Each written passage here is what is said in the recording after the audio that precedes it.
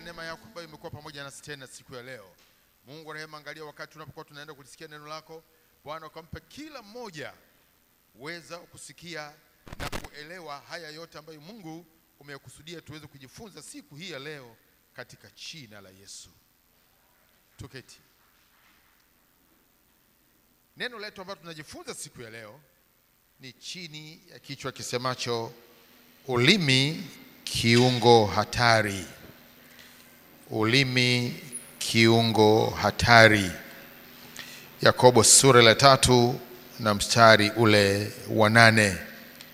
Yakobo sura ile ya 3 na mstari ule wa 8. Maandiko hapo yanasomeka hivi: bali ulimi hakuna awezaye kuufuga, ni uovu usiotulia, umejaa sumu iletayo mauti. Umejaa sumu iletayo mauti. Ndio maana somo letu tunasema ni kiungo hatari ulimi, kwa sababu kwa maandiko na neno la Mungu unafananishwa na sumu, kwamba umejaa sumu iletayo mauti. Lakini sio hivyo tu. Tukianzia sasa mstari ule wa 5 na mstari wa 6, hapo katika Yakobo sura ile ya 3 mstari wa 5 na wa 6. Vivyo hivyo ulimi nao ni kiungo kidogo, nao hujivuna majivuno makuu. Angalieni jinsi moto mdogo uwashavyo msitu mkubwa sana. Nao ulimi ni moto. Naweza kuona tena jinsi ambavyo ulimi unafananishwa na moto. Nao ulimi ni moto, ule ulimwengu wa uovu. Ule ulimi umewekwa katika viungo vyetu, nao ndio uutiao mwili wote unajisi. Ile maneno hayo, nao ndio uutiao mwili wote unajisi. Huwasha moto mfulizo wa maumbile, na huwashwa moto na Jehanamu. Bwana Yesu asifiwe. Tunataka kujifunza leo juu ya ulimi. Tunapojifunza juu ya ulimi, lakini kwamba tunajifunza juu ya maneno yanatamkwa na ulimi yakatoka ndani ya kinywa cha mtu, lakini ulimi ndio unaohusika. Sasa unafananishwa na moto, jinsi ambavyo unaweza kuwasha msitu mkubwa sana, na ulimi na wenyewe unaitwa ni moto. Maana yake ni kwamba unaweza kusababisha madhara makubwa kama cheche ya moto inavyoweza kusababisha au kuteketeza msitu mkubwa sana. Katika historia ya Amerika ipo ajali ya moto ambayo iliwahi kutokea zamani sana, mwaka 1871 hivi, katika mji mmoja wa Wisconsin. Moto huu ulileta madhara makubwa sana wakati huo. Ulisababisha watu 1200 wakafa kutokana na joto lililosababishwa na huo moto, maana uliingia msituni na ukateketeza miti mingi sana. Karibu miti bilioni 2 iliteketea kwa huo moto. Lakini sio hilo tu. Moto huu ambao ulizuka kwenye msitu mmoja mkubwa, chanzo chake ilikuwa ni cheche tu ya moto ambayo ilitokana na treni. Kulikuwa na reli inapita katikati ya huo msitu, na sasa cheche ambayo ilitoka kwenye treni ikawa imeangukia kwenye manyasi makavu. Hatimaye moto ukawaka pale, na ule moto ukaanza kuenea porini, msituni huko. Ndio moto ambao ukaja kuleta majanga makubwa sana, lakini chanzo chake ilikuwa ni cheche tu ndogo ya moto. Sasa ndivyo unavyofananishwa ulimi wa mwanadamu. Bwana Yesu asifiwe. Ulimi wa mwanadamu, jinsi ambavyo ni kiungo hatari chenye uwezo wa kusababisha madhara makubwa. Na ikiwa mtu mwenye ulimi yeye mwenyewe hajui. Sasa yeye ndiye ambaye atakuja kuonekana hatimaye kwamba amekuwa chanzo cha mambo hayo yote yanayotokea.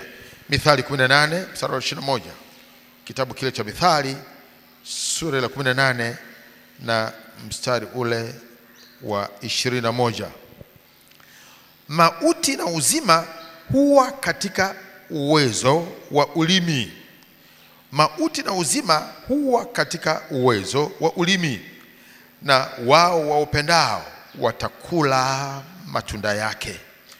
Unaweza kuona jinsi ambavyo ulimi wa mwanadamu ndani yake yako mauti kutokana na ulimi, kutokana na maneno ya mtu.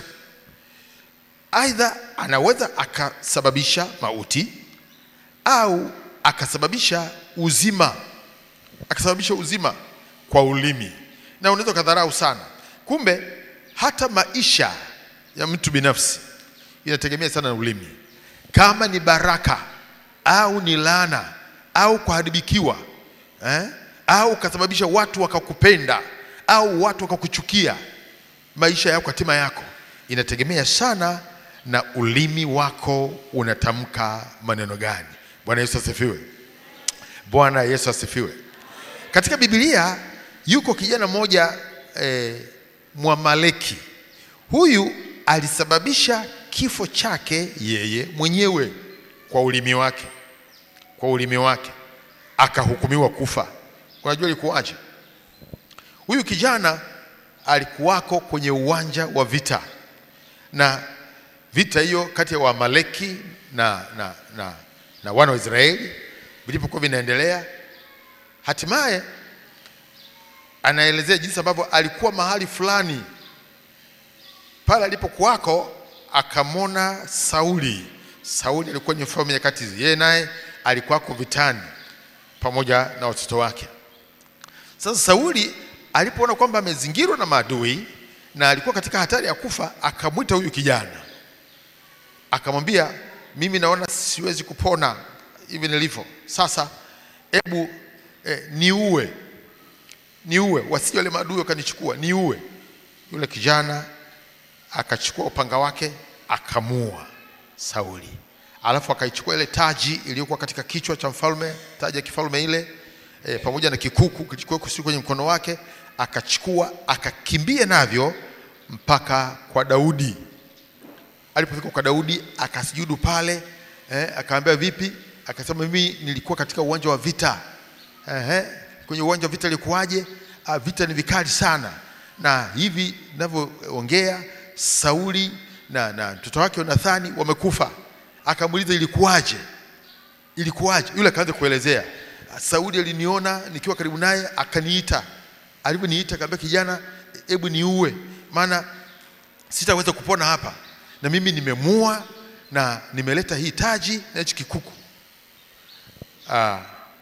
Matokeo yake Daudi alisikitika sana. Akamwambia, kijana, ilikuwaje wewe hukuogopa kumuua Masihi wa Bwana?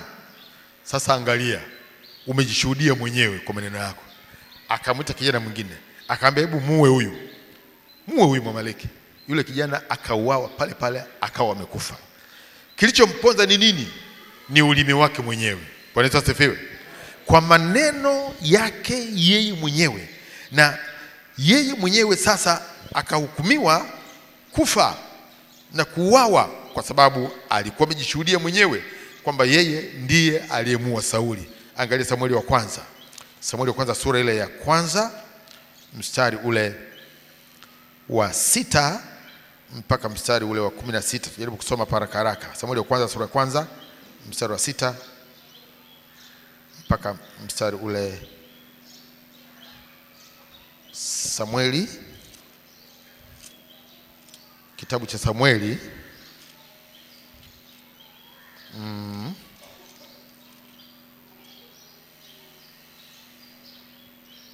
ni Samueli wa pili, Samueli wa pili sura ya kwanza mstari wa 6 mpaka mstari wa 16. Yule kijana aliyempa habari akasema, nalikuwako kwa nasibu juu ya kilima cha Gilboa, na tazama Sauli alikuwa ameegemea fumo lake natazama magari na wapanda farasi wanamfuata kwa kasi. Naye alipotazama nyuma akaniona, akaniita. Nikajibu, mimi hapa. Akaniambia, nani wewe? Nikamwambia, mimi ni Mwamaleki. Akaniambia, tafadhali simama karibu nami ukaniue, maana shida imenipata kwa sababu roho yangu ingali hai ndani yangu. Basi nikasimama karibu naye nikamua, kwa sababu nalijua hakika ya kuwa hauwezi kupona baada ya kuanguka. Kisha nikaitoa ile taji iliyokuwa kichwani mwake na kikuku kilichokuwa mkononi mwake, nami nimevileta hapa kwa bwana wangu.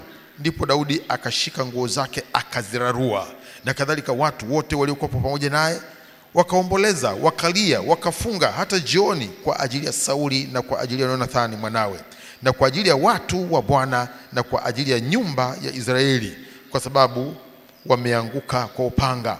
Naye Daudi akamwambia yule kijana aliyempa habari, watoka wapi wewe? Akajibu, mimi ni mwana wa mgeni Mwamaleki. Daudi akamwambia, jinsi gani hukuogopa kuunyosha mkono wako umwangamize masihi wa Bwana? Ndipo Daudi akamwita mmoja wa vijana akamwambia, mwendee ukamwangukie. Basi akampiga hata akafa. Daudi akamwambia, damu yako na iwe juu ya kichwa chako mwenyewe, maana umejishuhudia nafsi yako ukisema, nimemuua masihi wa Bwana. Ulimi tu ukamponza, si angenyamaza tu kimya? Lakini yeye akaanza kusema, mimi ndio nimemuua Sauli. Nani angefurahia jambo hilo? Ndugu zangu, ulimi ni kiungo kidogo sana, lakini ni kiungo hatari kuliko unavyofikiria. Ndoa nyingi zimevunjika na zinaendelea kuvunjika kwa sababu ya ulimi. Leo wako watu wengi magerezani wamefungwa kwa sababu ya ulimi. Wako watu wamekufa, kama wangalinyamaza, kama si ulimi wasingalikufa. Leo kuna vita vinavyoendelea baina ya nchi na nchi, taifa na taifa, au baina ya watu fulani. Ulimi. Mahusiano mengi leo yameharibika. Hata ndugu ambao wengine wamezaliwa kabisa pamoja kwa wazazi, leo mahusiano yameharibika kwa sababu ya ulimi. Kwa sababu ya ulimi. Ulimi ni kiungo kidogo sana, lakini ni kiungo hatari kuliko unavyofikiria. Kazi ya Mungu inaharibika kwa sababu ya ulimi. Maneno yanakuwa mengi, masengenyo, watu wananeneana maneno mabaya, wanatunga hila. Kuna mambo mengi ambayo watu wanayafanya kwa kutumia ulimi. Ugomvi hauwezi kuwa ugomvi kama kwanza hautatangulia ulimi. Ili ugomvi utokee, lazima kwanza kuwe na maneno yanayotokana na ulimi. Ulimi ni kiungo hatari sana. Ni kama moto. Moto ni mzuri, unaweza kutumia moto vizuri. Vitu vingi ambavyo vinatengenezwa vinatumia moto. Tunauhitaji moto sana katika maisha yetu kila siku wanadamu. Lakini moto huo ukitumika vibaya unaweza kuleta majanga. Bwana Yesu asifiwe. Unaweza kuleta majanga. Jengo linaweza likaungua, nyumba inaweza kuungua, watu wanaweza kaungua, wakateketea kabisa kwa moto. Kwa sababu gani? Moto ijapokuwa tunautumia, lakini ni kitu kilicho hatari sana. Ndivyo unavyofananishwa ulimi au ndimi zetu tulizo nazo. Zaburi ya 50. Zaburi ya 50.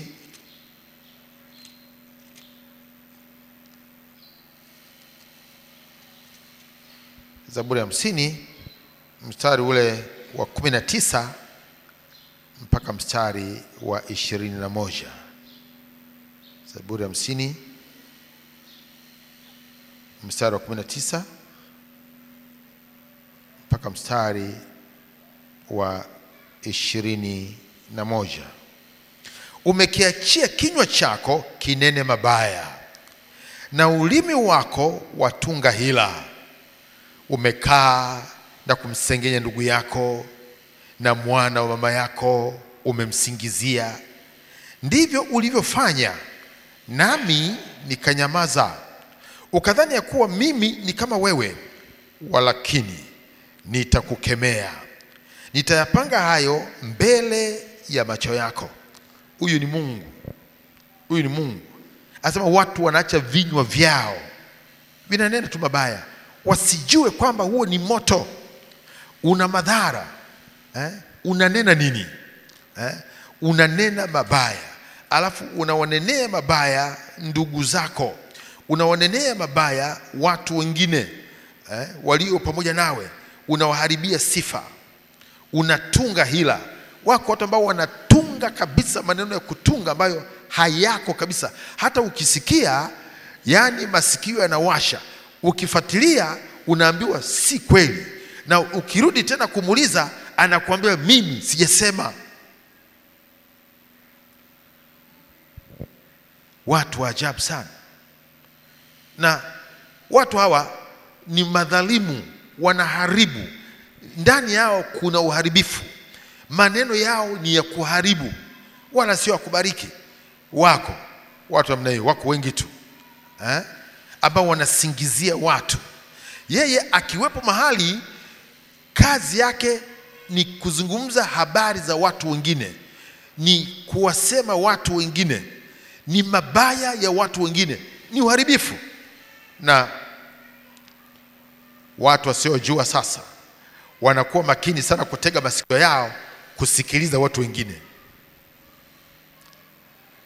Ngoja mimi nikwambie, usisikilize habari za mtu ambaye anawasema watu wengine. Amekuja kwako, kwa ulimi wake anawapiga watu wengine, kwa ulimi wake anawaharibu watu wengine ili waonekane hawafai. Lakini sio hilo tu. Ikiwa mtu atajua kwamba amekuwa akizungumzwa vibaya, kuna maneno mabaya ambayo yamekuwa yakizungumzwa juu yake, unadhani mtu huyo atajisikiaje? Na ilivyo ni kwamba lazima hayo maneno yatazunguka, yatarudi. Unachotakiwa kujua ni kuwa hayo maneno unayozungumza au unayosema mtu mwingine, lazima yatamfikia yeye mwenyewe. Lazima. Ijapokuwa utajitahidi sana, hii ni siri. Siri. Yana nakwambia ni siri ya ndani kabisa, siri. Unaelewa? Hakuna cha siri. Hayo ni masengenyo, hiyo ni hila, maneno mabaya, ni uharibifu. Au utabaki kuwa siri? Haitakuwa siri. Lazima yatarudi. Yatarudi kwa sababu nia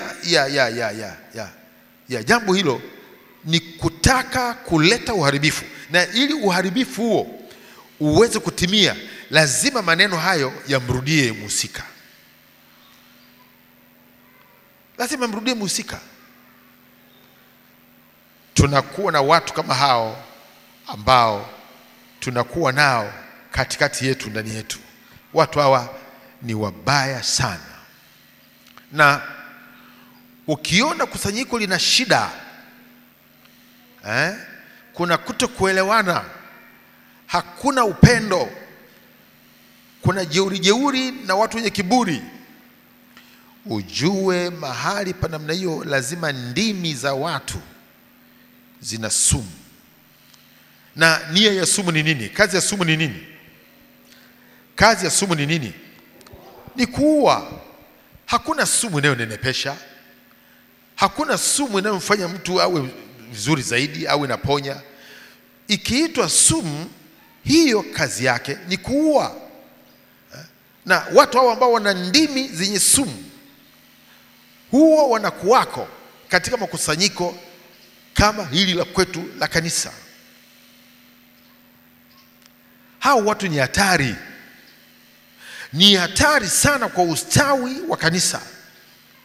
Ni hatari sana kwa ustawi wa mtu mmoja mmoja, kwa sababu ya uharibifu ambao unakuwa ndani yao. Zaburi ya 52 mstari wa 2 mpaka wa 5. Zaburi ya 52 mstari wa 2 mpaka wa 5. Ulimi wako watunga madhara kama wembe mkali, ewe mwenye hila. Umependa mabaya kuliko mema, na uongo kuliko kusema kweli. Umependa maneno yote ya kupoteza watu, ewe ulimi wenye hila. Lakini Mungu atakuharibu hata milele, atakuondolea mbali, atakunyakua hemani mwako, atakung'oa katika nchi ya walio hai. Hivyo ndivyo Mungu anavyofanya. Mtu ambaye wa kutunga hila, mtu ambaye anapenda mabaya kuliko mema, anawatamkia watu wengine mabaya, ni uongo tu, ni mtu wa kugeuza tu maneno, maneno ya kupoteza watu. Biblia inasema hivyo. Ulimi wenye hila, mtu wa namna hiyo lazima ataharibikiwa mwenyewe, lazima ataondolewa mbali, atang'olewa katika nchi ya walio hai. Hata kukaa katika kusanyiko kama hili inakuwa ni swala la muda, maana tutakuja kukujua tu kwamba ndivyo ilivyo. Umejaa sumu, unaharibu maneno ya watu, maisha ya watu, unawasema watu vibaya, unawaharibia wengine sifa. Matokeo yake watu wengine ambao hawawezi kustahimili kuvumilia, asema kama kuna maneno namna hii, basi mimi nafikiri watu hawanipendi, nafikiri tu niondoke tu, wananisema vibaya. Kumbe ni mtu mmoja ambaye ulimi wake una sumu. Yeye kazi yake ni kung'ata wengine na kuwapoteza wengine na kuwaua wengine, alafu yeye mwenyewe bado yuko. Watu wa namna hiyo tuwaangalie sana. Nasema kanisa, tuangalie watu wa namna hiyo katika jina la Yesu. Watu ambao wanapandikiza sumu katika maisha ya watu. Huyo mtu ambaye anakujia, wewe unafikiri kwamba anakuletea habari njema, na habari zenyewe ni za kumsema mtu. Tena wengine wanawasema mpaka watumishi. Wewe unadhani huyo mtu ana roho wa Mungu huyo? Unafikiri ana Mungu huyo? Huyo mtu ana sumu. Na ikiwa na sumu, nia yake anataka kuharibu, anataka kuua. Huenda ametumwa huyo, huenda ni wakala huyo wa shetani. Na ndivyo mawakala wa shetani walivyo. Ni watu ambao wana ndimi zenye madhara. Ni watu ambao wana maneno ya kuharibu, wamejaa sumu. Utawatambua tu. Na hata hivi ninavyozungumza, ninavyofundisha, wewe unawajua. Maana huenda hata jana ulikuwa naye na akawa anakuletea taarifa, sema anakuletea taarifa. Taarifa gani? Unapokea sumu ambayo itakuletea madhara. Hata wewe mwenye kusikiliza unaharibiwa. Huyu mtu, Biblia inaeleza jinsi ambavyo mtu ana hiyo, chini ya ulimi wake, kuna kitu. Maandiko yanasema hivyo. Kuna roho ambayo iko chini ya ulimi wake. Yaani nyuma ya hayo yote anayoyafanya si bure, lakini iko kazi ambayo anaifanya. Wengine kama nilivyoeleza wameharibikiwa katika maisha yao kwa kusikiliza namna hiyo. Ndoa zao zimeharibika kwa kusikiliza namna hiyo. Mahusiano yao yamevurugika kwa sababu watu hawa ndani yao kuna huo udhalimu ambao wanaotumia kupitia katika ndimi zao. Zaburi sura la 10 mstari wa 3 alafu mstari wa 7. Zaburi 10 mstari wa 3 alafu 7. Maana mdhalimu hujisifia tamaa ya nafsi yake, na mwenye choyo humkana Bwana na kumdharau. Kinywa chake kimejaa laana na hila na dhuluma. Chini ya ulimi wake kuna madhara na uovu. Chini ya ulimi wake kuna madhara na uovu. Ni roho zinafanya kazi, na haiwi hivyo kwa mtu mmoja tu. Ukifuatilia unakuta yani kuna cycle kabisa ya maisha yake, kwamba mtu huyu ndivyo alivyo. Hawezi kwenda kwa mtu alafu akaondoka kwa amani. Lazima atakuwa amemwaga sumu. Chini ya ulimi wake mtu wa namna hiyo kuna madhara na uovu. Kuna shida, ndio maana yake. Kuna shida. Sasa hatuna budi kujifunza kwamba mtu anapokuwa na kinywa na ulimi wa namna hiyo, ndio maana watu wengi wanashindwa kubarikiwa, wanashindwa kufanikiwa. Kila neno unalolinena ni mbegu hiyo unapanda. Bwana Yesu asifiwe. Kila neno unalolinena ni mbegu ambayo unapanda. Alafu kinywa cha mwanadamu aidha utanena yaliyo ya baraka, yaliyo mema, yaliyo mazuri ya kujenga, au kinywa chako kitakuwa kinanena laana na uharibifu na ubaya namna hiyo. Ni hivyo. Ziko pande mbili. Maandiko yanasema haiwezekani kinywa kimoja kikawa kinanena baraka, kinywa hicho kikawa kinanena laana. Mungu anakataa. Haiwezekani. Haiwezekani kinywa hichi kikawa kina matusi, kina uongo, kina ufidhuli, kina masengenyo, kina fitina, alafu kinywa hicho ukitumie kumwomba Mungu, alafu upokee kutoka kwa Mungu. Hakuna kitu kama hicho. Umeshajifungia. Kama unataka kinywa chako kinene mema na uombe mema, upokee mema, lazima uzuie ulimi wako usinene ya upande mwingine. Bwana Yesu asifiwe. Maana aidha utakuwa unaweza kubariki kwa ulimi wako, au utakuwa ni ulimi uliojaa laana kwa ulimi wako. Na haiwezekani yote mawili yakaambatana na mtu katika ulimi wake. Na huenda hii ikawa ndiyo sababu ambayo wengine kwa ndimi zao wanaomba na kuomba na kuomba, hakuna matokeo. Kwa sababu Mungu ameukataa huo ulimi ambao ndani yake una laana, ndani yake kuna uharibifu, ndani yake kuna uongo, kuna fitina, kuna masengenyo, kuna kila aina ya ubaya kwenye ulimi huo. Alafu ulimi huo unataka kwa jina la Yesu pepo watoke. Hicho ni kichekesho. Sijui kama unajua. Haijalishi uko kwenye imani miaka mingapi, haijalishi uko katika nafasi gani, lazima uchague ulimi wako. Matumizi yake yatakuwa ni kwa ajili ya kubariki au umechagua laana. Bwana Yesu asifiwe. Bwana Yesu asifiwe. Angalia Yakobo sura ile ya 3 mstari wa 8 mpaka wa 10. Yakobo sura ya 3 mstari wa 8 mpaka mstari wa 10. Bali ulimi hakuna awezaye kuufuga, ni uovu usiotulia, umejaa sumu iletayo mauti.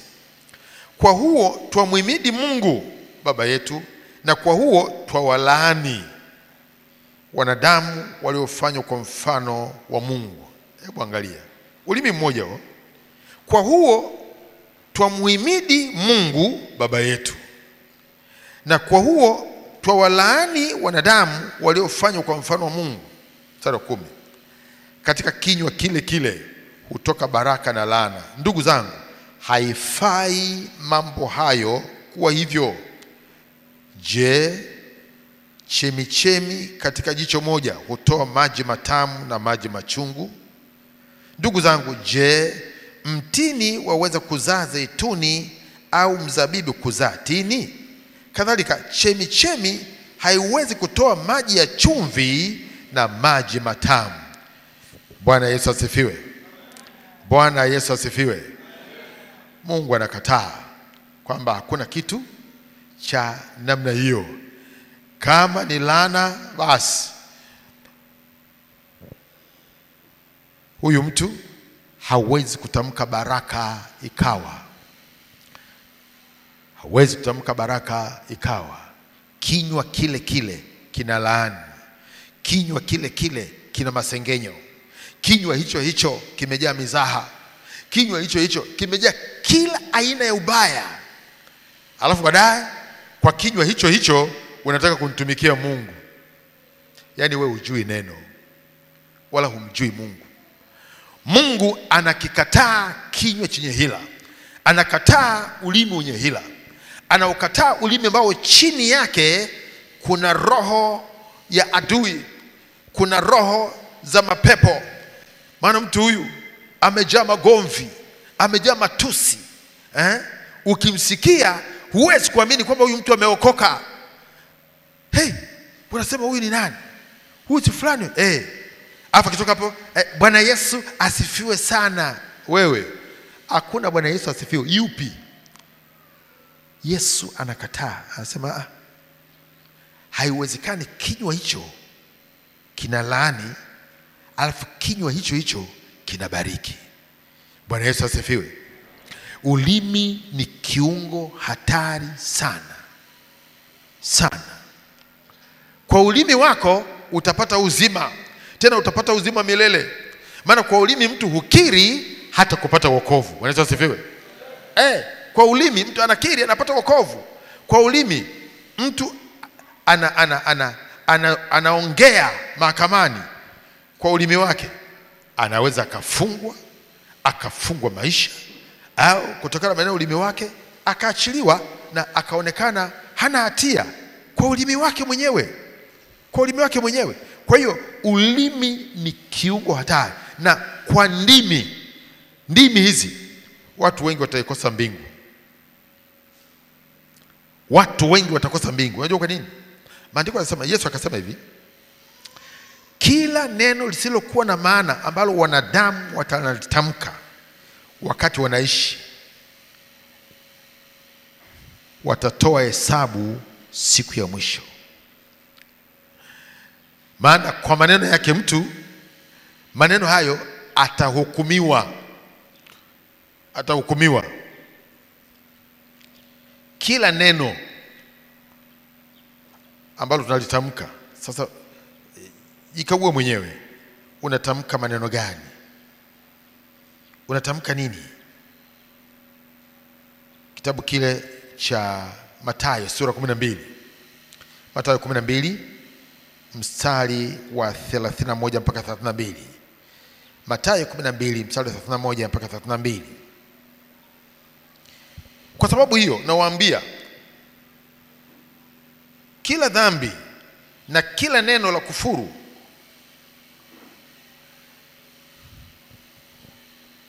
hapana, mstari huu umekosewa.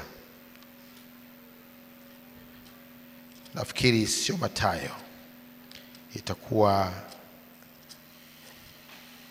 kitabu kingine cha Yohana kama sikosei.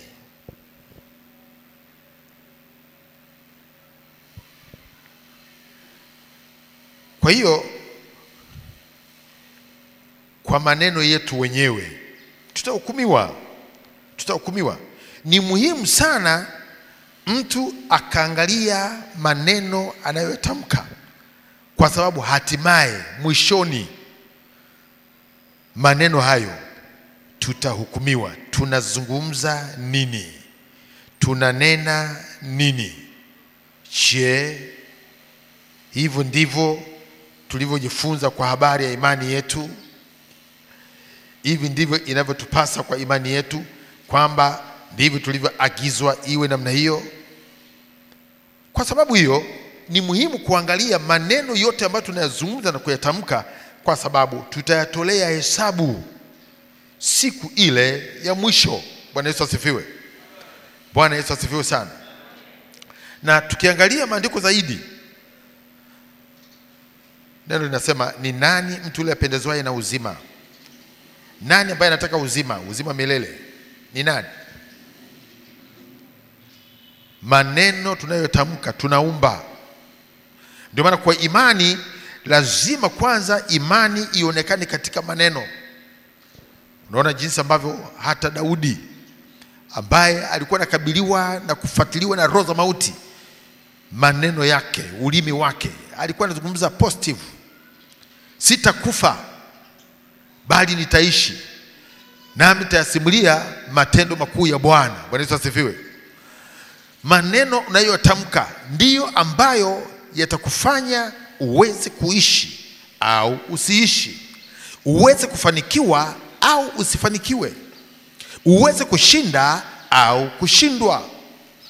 Maneno yako mwenyewe, kwa maneno yako mwenyewe.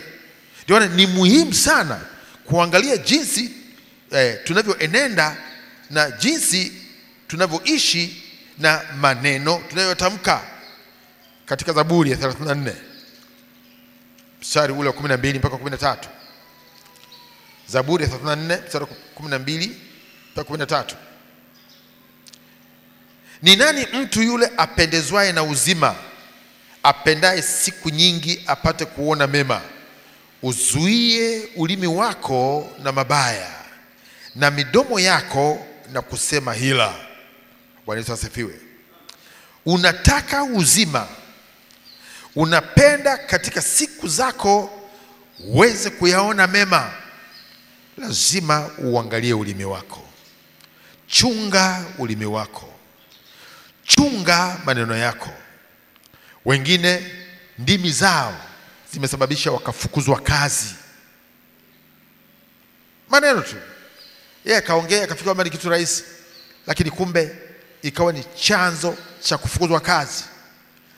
Maneno yanaweza kumfanya mtu akapata ajira kwa ulimi wake, kwa maneno yake. Si ndio maana watu wanafanyiwa interview? Si ndio maana watu wanaitwa kufanyiwa mahojiano? Mahojiano, unaulizwa maswali kadhaa. Ulimi wako umetamka mema, ulimi wako umetamka maneno ambayo yamewashawishi waajiri, wakaona huyu anatufaa. Ulimi. Bwana Yesu asifiwe.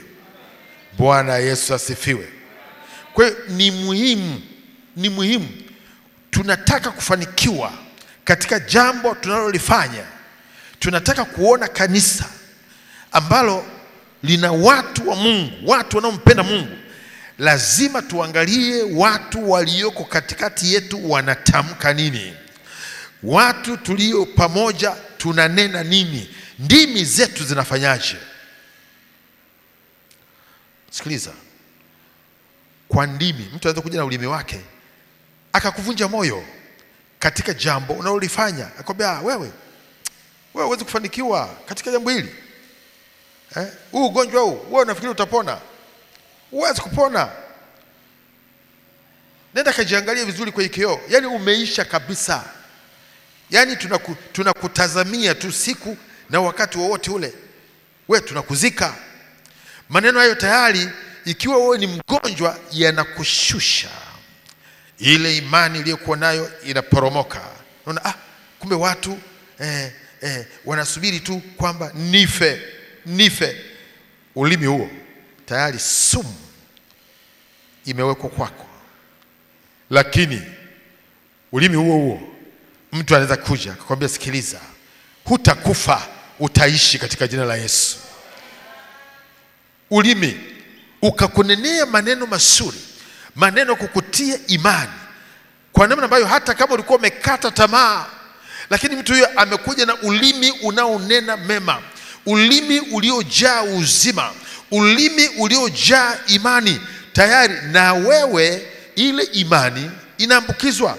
Kumbe maneno yanaweza yakamwambukiza mtu mwingine roho iliyo chini ya ulimi wake katika jina la Yesu. Ndio maana yake. Kwa hiyo angalia sana hata mtu ambaye unaambatana naye. Unaambatana na mtu wa namna gani? Ni nani aliye karibu na wewe? Ulimi wake. Ulimi wake. Huo ulimi, maneno yake yanakujenga au yanakubomoa? Huyu aliye karibu na wewe, huyo rafiki yako, huyu ambaye unasema huyu ni mtu wangu, ulimi wake ukoje? Ule ulimi wa huyo mtu, yale maneno, ile roho iliyoko chini ya ulimi wake lazima itapata nafasi katika maisha yako. Ni nani jirani yako? Ni nani rafiki yako? Ni mtu wa namna gani? Zaburi ya 39 mstari wa kwanza. Zaburi 39 mstari wa kwanza. Nalisema nitazitunza njia zangu, nisije nikakosa kwa ulimi wangu. Nitajitia lijamu kinywani, maadamu mtu mbaya yupo mbele yangu. Huyu mtu alikuwa anajiangalia nafsi yake, hali akijua kwamba kwenye ulimi kuna sumu, na ndimi za watu wanaokuwa karibu nao pia ndivyo ilivyo, nazo zina madhara yake. Kwa hiyo lazima uchue na uwe na uhakika wa mtu ambaye unaambatana naye. Unaambatana naye. Na wengine ndimi zao zina sumu. Wakati wote ni maneno ya ugomvi. Wakati wote ni maneno mabaya. Hakuna kutafakari mema. Hakuna kutafakari yaliyo mazuri. Ni mtu tu ambaye anakuletea habari mbaya wakati wote anakuletea tu mambo mabaya. Epukana na mtu wa namna hiyo, anakuletea sumu katika jina la Yesu. Mtu akombatana naye ni yule ambaye ananena mema, ananena mambo yanayojenga, mambo yenye faida, mambo yanayosaidia, yanayotia moyo. Amen. Anakutia moyo. Anakutia moyo. Unajua pendo, hichi unachokifanya, yani tia bidii, au unaweza ukaboresha zaidi au ukafanya hivi. Lakini huyu mtu mwingine kazi yake ni kuponda tu. Yeye ni kuponda tu kila kitu. Unafanya nini? Biashara gani unafanya hii? Hata mtoto wa shule hawezi kufanya biashara kama hii. Yaani wewe mtu mzima kabisa na akili zako unauza nini? Si jamani, mimi nimeamua kukaa tu sifanye biashara. Biashara yenyewe kama hii. Hata mimi naweza hiyo, lakini nimeacha tu, nimeona haina maana. Huyo mtu mwepuke, mkimbie, hafai. Maneno yake ni sumu katika jina la Yesu. Anaponda wakati yeye mwenyewe hakuna anachofanya. Hakipo. Hakuna lolote analofanya. Yani huyu ndio mume wako mwenyewe. Si heri sisi ambao tujaolewa. Hata mimi nina nafuu, yani maisha yangu. Afi ningekuwa nataka mume kama huyo, mimi ningemkosa. Mimi nataka wa maana. Kwako hata hakusaidii kwa lolote. Watu wa namna hiyo, wenye negative, maneno yao ni hasi, maneno yao ya kuharibu, achana nao katika jina la Yesu. Amen. Tembea na watu wanaokutia moyo. Tembea na watu wanaokujenga. Tembea na watu wanaokusaidia. Lakini huyu mtu kila siku yeye akija, yani mpaka anaondoka, kama umekaa naye saa nzima mpaka anapoondoka, yani anakuacha umechoka. Yani uko hoi, ndio anakuaga mbele. Tutaonana. Yani ukibaki huku wewe tumbo linakata, kichwa kinauma, alafu unaona giza. Mtu gani ulikuwa naye huyo? Watu wa namna hiyo ni hatari. Ndimi zao zimejaa sumu. Sio watu wa kuambatana nao katika jina la Yesu. Chagua mtu wa kuambatana naye. Chagua mtu wa kutembea naye. Chagua watu ambao maneno yao, yani hata usipomwona yani ningekutana fulani, yani angenitia moyo. Ana maneno ya kutia moyo yule. yani angeniinua. Maneno tu, ulimi wake umejaa munyu. Amen. Umejaa maneno matamu namna hiyo. Lakini mtu ambaye unakwenda unamshirikisha labda mambo aliyokupata, unajua yani mimi yani wiki hii kwa kweli yani sijisikii vizuri kabisa, yani si kuna jambo gani, unajaribu kumshirikisha. Alafu sikiliza yeye anakuambiaje. Yani ndio unapojisikia hivi. Nafikiri wewe utakuwa umerogwa. Utakuwa umerogwa wewe. Yani mapepo hayo. Hayo ni mapepo, na bado yani hapo ndio anaanza tu hapo. Mpaka ikifika wiki ijayo, tutaongea mengine hapo. Sasa huyo anakusaidia, anafanyaje? Anazidi kukutia shimoni. Watu wenye ndimi ambazo chini yake kuna sumu. Bwana Yesu asifiwe. Lakini mwingine unamshirikisha, unamwambia yani kama ni hivyo, hebu tuombe. Itakuwa ni adui tu. Hebu tuombe. Itakuwa ni adui, lakini tutaomba sasa hivi kwa jina la Yesu. Lazima adui akuachie. Alafu hapo anaanza maombi. Naanza kuomba. Hao ndio watu wenye faida. Hao ndio watu ambao Bwana anasema kwamba tuweze kuambatana nao. Maana ndivyo neno linavyosema kwamba mtu aangalie ulimi wake kwamba ni ulimi wa aina gani. Na tena ujue kwamba mbele yako yuko mtu mbaya. Lazima ujilinde naye katika jina la Yesu. Yakobo sura ya 1 mstari wa 26. Yakobo 1:26. Mtu akidhani ya kuwa anayo dini wala hauzuii ulimi wake kwa hatamu, hali akijidanganya moyo wake, dini yake mtu huyo haifai. Dini yake mtu huyo haifai. Wokovu wake haufai. Mtu ambaye hawezi kuzuia ulimi wake alafu anasema ameokoka, lakini ulimi wake unatamka mabaya, ulimi wake una masengenyo, ulimi wake una uongo, ulimi wake una madhara, ulimi wake una kila kibaya. Wokovu wake mtu huyo haufai katika jina la Yesu. Hilo ni neno. Kwa hiyo kuna namna nyingi ya kuweza kumpima mtu na tukajua ya kwamba huyu kweli ni mtu wa Mungu au sio mtu wa Mungu. Angalia ulimi wake unatamka nini. Amen. Tio, ulimi wake unatamka nini huyo? Waraka wa kwanza Petro sura ya 3 mstari wa 10. Waraka wa kwanza wa Petro sura ya 3 na mstari ule wa 10. Kwa maana atakaye kupenda maisha na kuona siku njema, auzuie ulimi wake usinene mabaya, na midomo yake isiseme hila. Unapenda maisha, yani unapenda kufanikiwa, unapenda mambo mema, uzuie ulimi wako usinene mabaya. Ulimi wako usizungumze mabaya. Na mtu ambaye ulimi wake hana kiasi, hauna kiasi, anaongea tu.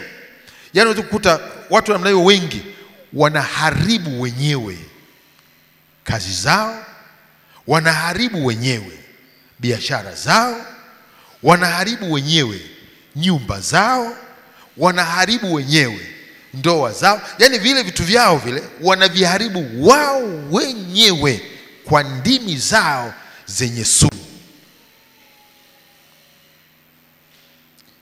Anafanya biashara mtu huyu, ulimi wake sio nzuri, wateja wanakuja. Hebu angalia anavyowajibu wateja. Anawajibuje? Kama unataka nunua, kama utaki acha. Hujakutana na mtu namna hiyo? Shakutana nao. Kama unataka nunua, kama utaki ondoka. Sasa unashangaa, huyu ni mfanyabiashara gani? huyu mtu atafanya hiyo biashara, hatafanikiwa maishani mwake, na atasingizia kwamba sio amerogwa, sio amefanya nini. Kumbe yeye mwenyewe ulimi wake una sumu. Angalia huyu mtu jinsi anavyomjibu bosi wake au mume wake, majibu yake. Ulimi una sumu, una sumu. Kwa hiyo wapendwa, tunatakiwa tuwe makini sana. Ndimi zetu ni kitu hatari sana.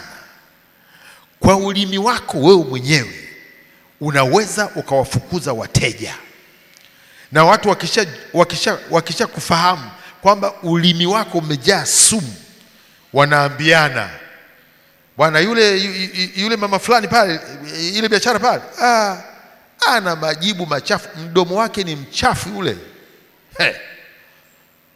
Ole uende pale alafu sijui ukaongea naye, atakapokujibu jibu lake moja tu linakutosha. Ni mfanya biashara wewe. Sasa huwezi kufanikiwa kama kinywa chako ni kichafu, ulimi wako una sumu. Huwezi kufanikiwa hata katika utumishi huu ambao tunaufanya. Huwezi kufanikiwa kama wewe mtumishi ulimi wako umejaa sumu, unanena maneno machafu, unanena maneno makali, unawasugua watu wengine. Na wakati mwingine unasema yani nahubiri injili, injili yangu mimi yani ni nyundo.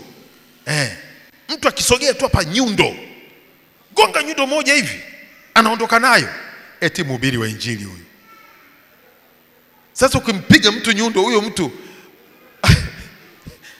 si umemuua huyo? Nyundo.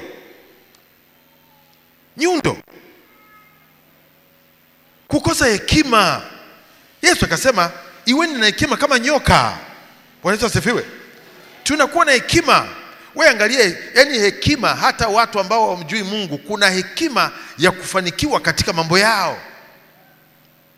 Waangalie wavuvi, wanapoenda kuvua, anachukua ile ndoana, ile ni chuma kile, samaki gani utamwekea chuma afa kimeze? Hata samaki, yani akili ya samaki tu ile ambayo yani ya mwisho kabisa. Akili ya samaki, ubongo wake samaki ni mdogo sana, mwekee kile chuma kile, kile chuma ndoana ile, alafu itupe baharini au kwenye ziwa au mtoni. Ataimeza? Si vinavyokuwa. Lakini wavuvi wanaweka nini? Wanaweka chambo. Kuna kitu kinaitwa chambo. Inaweza kuwa ni mnofu fulani au ni nyama fulani ambayo anajua kwamba samaki wanaipenda, hivyo anawekewa kwenye ndoana mle, alafu inarushwa. Sasa wale samaki wale wanapita, anaona hapo kuna nini? Kuna chakula. Alafu anakula vizuri tu, anakula, anameza. Sasa akimeza, anashangana huku kuna kamba, kuna kamba. Alafu kila alichokimeza hakiendi tena, ni kama kimekaa hapa shingoni.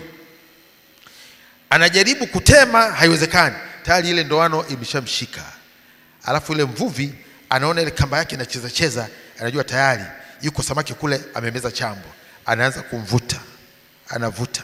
Samaki anashindwa kukatalia, kwa sababu akikatalia kile chambo, kwa sababu huku ni kama sindano fulani hivi, akikatalia anaumia. Kwa hiyo inabidi aifuate ile ndoano kule inakovutwa. Samaki tayari amepatikana, si ndio? Hiyo ni hekima.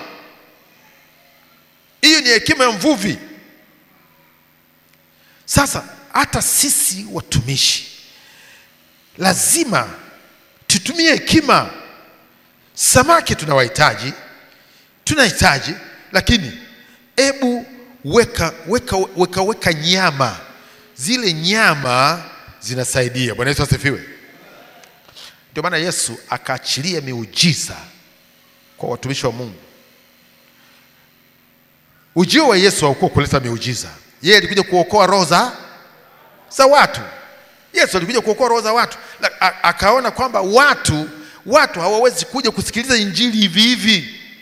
injili kavu tu, ni nani atakayeacha shughuli zake huko aje kusikiliza? Kwa hiyo akaweka uweza wa kuponya na kufungua watu katika jina la Yesu. Maana ni nani asiyetaka kuponywa? Ni nani asiyetaka kufunguliwa? Akaachilia hizo karama, akaachilia huo uweza, ili watu watakapokuja wakihitaji uwezo wa Mungu waweze kuponywa, sasa watapata na nafasi ya kusikia habari za ufalme wa Mungu katika jina la Yesu. Bwana Yesu asifiwe. Atapata ule uponyaji leo uhitaji, ataponywa, lakini wakati huo atakuwa ameongezewa na kitu kingine ambacho alikuwa hakijui. Sasa atakuwa amesikia habari za Yesu, habari njema za ufalme wa Mungu ambazo alikuwa zijui. Sasa atakuwa amepata vitu viwili, amepokea uzima, amepokea na neno la Bwana katika jina la Yesu. Hiyo ni hekima. Amen.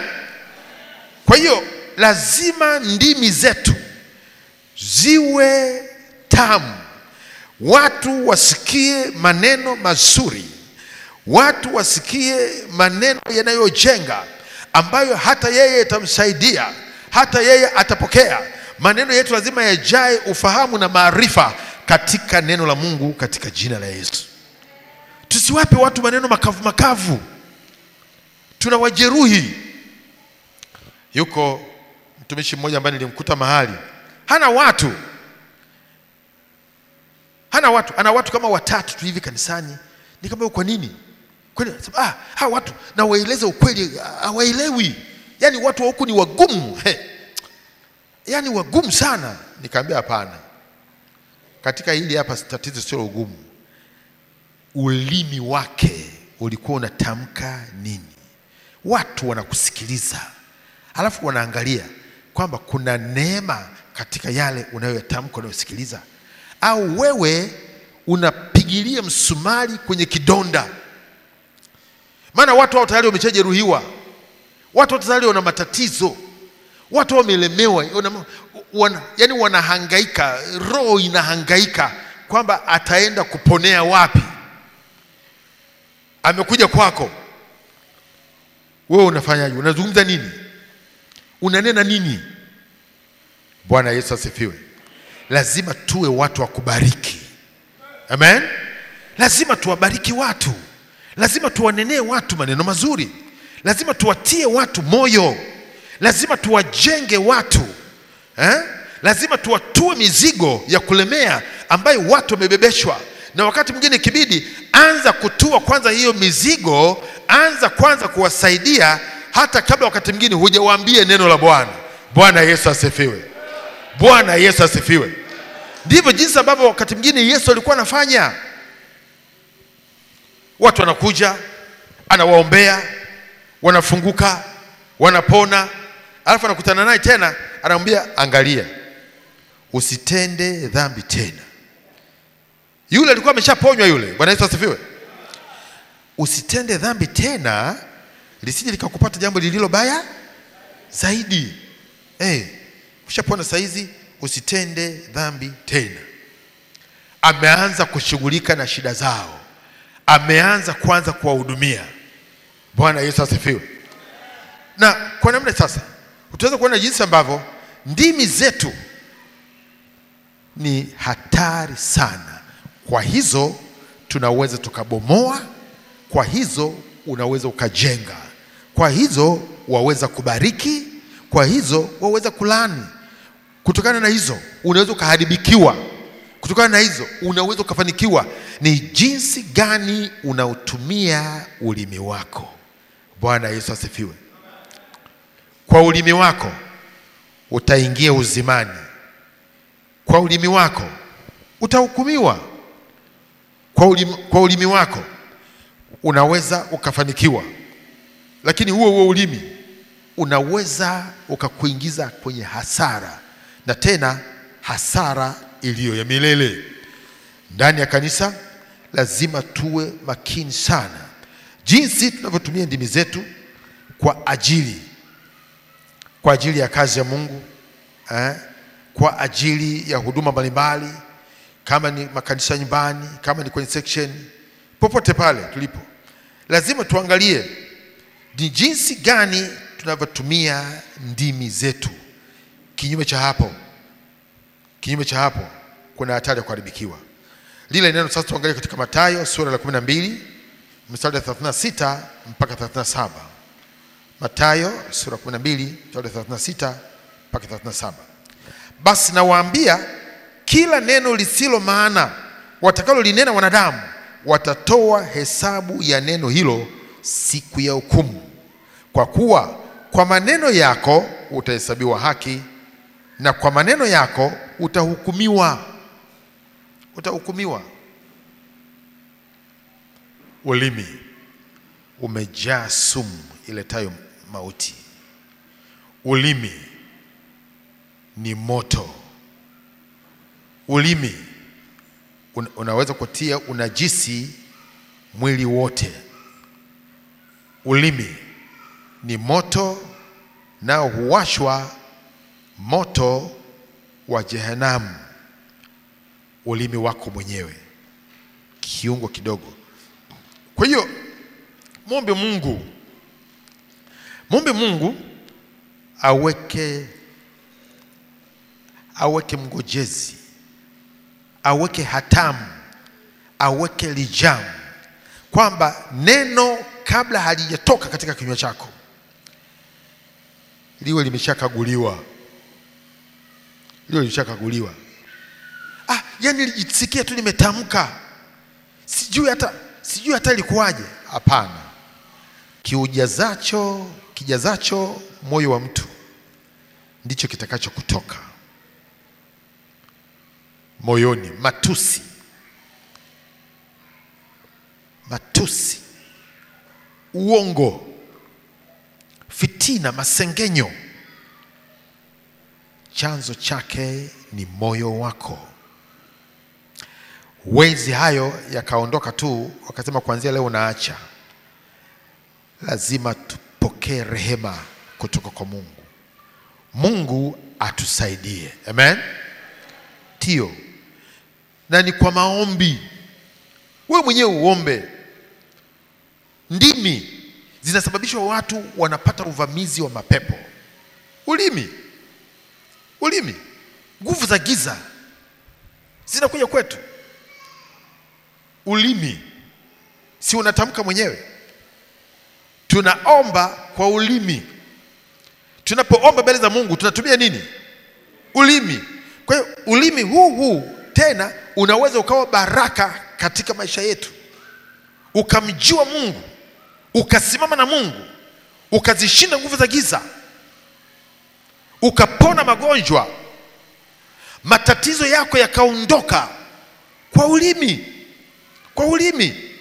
Kwa maombi, maneno ambayo utayatamka kwa ulimi wako mwenyewe. Kwa ulimi, kwa kinywa. Mtu ukiri hata kupata wokovu. Mtu ukiri hata akahesabiwa haki kwa ulimi. Bwana Yesu asifiwe. Kwa sababu hiyo ni muhimu katika maisha yetu kila siku tukajikagua, tukajiangalia, tukajiwekea ulinzi sisi wenyewe katika ndimi zetu, kwamba tunatamka maneno gani, wanaotusikia wanasikia maneno gani. Unapokuwa kwenye maeneo yako ya biashara, unapokuwa pamoja na watu wengine ambao hata wamjui Mungu, unatamka maneno gani? Maana aliye mwanafunzi wa Yesu, hata kwa maneno yako watajua. Petro alimjua, si kwa sababu walimkuta naomba, hapana. Wakasema huyu hata maneno yake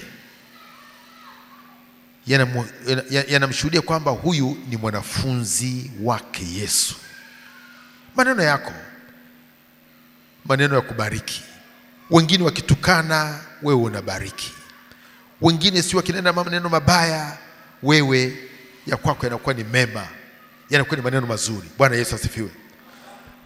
Kumbuka, maneno hayo tutayatolea hesabu siku ya mwisho. Kwa maneno yetu tutahukumiwa, kwa maneno yetu tutabarikiwa. Sio hilo tu, kibali mbele za Mungu kinategemea ulimi wako unatamka maneno gani. Mungu hawezi kupokea maombi yako ambayo yanatokana na ulimi wenye hila, ulimi wenye sumu, ulimi wenye kunena mabaya.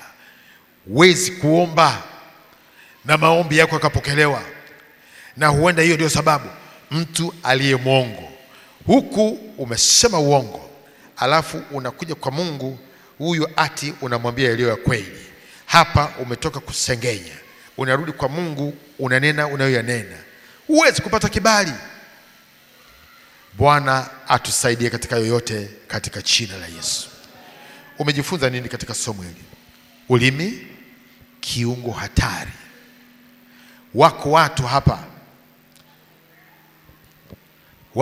hapa mambo yaliyowapata yametokana na ulimi wenye sumu. Ulimi wenye sumu. Wengine hivyo walivyo, maisha yao jinsi yalivyo sasa, yametokana na ndimi zao wenyewe. Ndimi zao wenyewe. Uje mbele za Bwana, mwambie Bwana, nimegundua kwamba kwa ulimi wangu mwenyewe naweza nikapata laana. Kwa ulimi wangu mwenyewe naweza nikabarikiwa.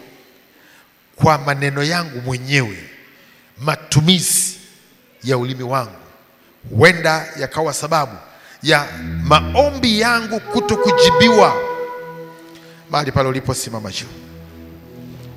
Simama juu.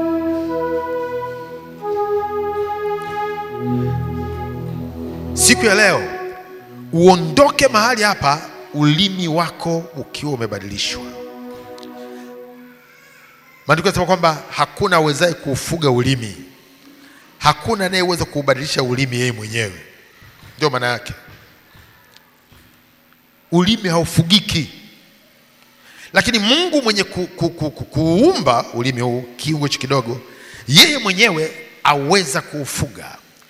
Aweza yeye mwenyewe Mungu akautawala huo ulimi, akaubadilisha ulimi wako, akabadilisha kutoka ndani moyoni. Maana tatizo linaanzia ndani moyoni. Hapa ni kama tu mahali ambapo maneno yanatokea, lakini yanatokea ndani moyoni, na ulimi unatamka tu yaliyo moyoni. Hatuna budi kuja mbele za Bwana na kumwambia Bwana atubadilishe. Abadilishe huduma yako, abadilishe maneno yako. Kwani kuna hasara gani ikiwa wewe kwa ulimi wako utakuwa unawanyenyekea watu wengine, ukawa unawanyenyekea wateja kwa ulimi wako, ukawa unawanyenyekea ndugu zako? Unapungukiwa nini ukiwa mtu ambaye unabariki kwa ulimi wako, unanena maneno yaliyo mema? Hata kama wengine wasema yani huyu anajipendekeza. Sio kujipendekeza, ndivyo ulivyo. Ndivyo tulivyo. Tunawabariki hata wale wanaolaani. Tunawanenea mema hata wengine. Tio. Lakini huwezi kufanya hivyo kwa akili zako mwenyewe. Njoo mbele za Bwana mchana wa leo. Mwambie Bwana, ikiwa maneno yangu yote nitayatolea hesabu siku ya mwisho. Maneno yote ninayoongea kila siku kuanzia asubuhi mpaka wakati wa kulala, maneno yote nitatoa hesabu. Je, tuna uhakika wa maneno hayo kwamba ni maneno yaliyojaa mema au kuna maneno yaliyo mabaya? Tunanena nini juu ya wengine? Hatuwezi kukumbuka hata maneno yote ambayo tumeongea miaka yote hii. Hatukumbuki. Lakini Mungu, hiyo rekodi iko. Hiyo rekodi ya maneno yetu iko. Mbele zake kila kitu kipo.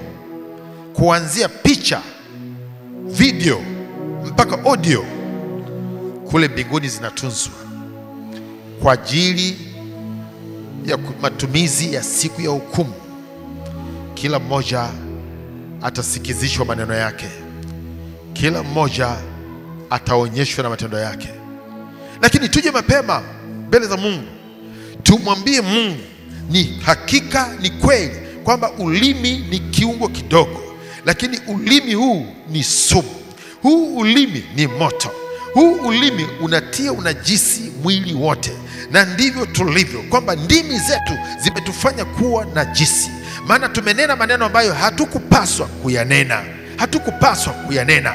Njoo mbele za Bwana, mwombe Mungu, mwambie Bwana nisamehe, Bwana nisaidie, maana ulimi huu unaniponza, ulimi huu unanitia unajisi, ulimi huu unaharibu maisha yangu. Kwa ulimi wangu Bwana ninajilani mwenyewe, kwa ulimi wangu ninazuia maombi yangu, maana nina neno lililo mabaya halafu ninakuja kwenye maombi, nina neno lililo mabaya halafu nakuja mbele zako kuomba. Na wewe umesema jicho moja haliwezi kutoa maji ya chumvi na maji matamu.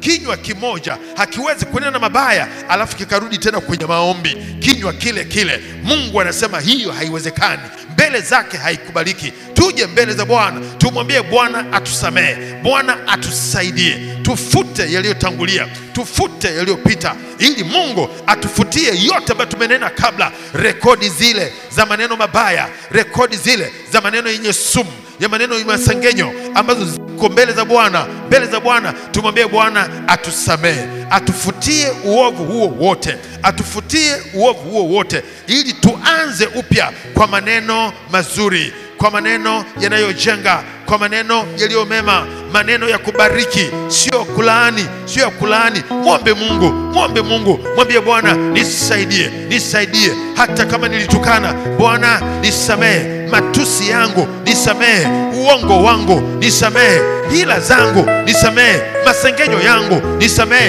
Ni vitu vinavyoniharibia, ni vitu vinavyoniharibia mbele zako Bwana, vinaniharibia, vinaniharibia. Ndio maana sijaona majibu ya maombi yangu, kwa sababu ulimi wangu umetumika vibaya.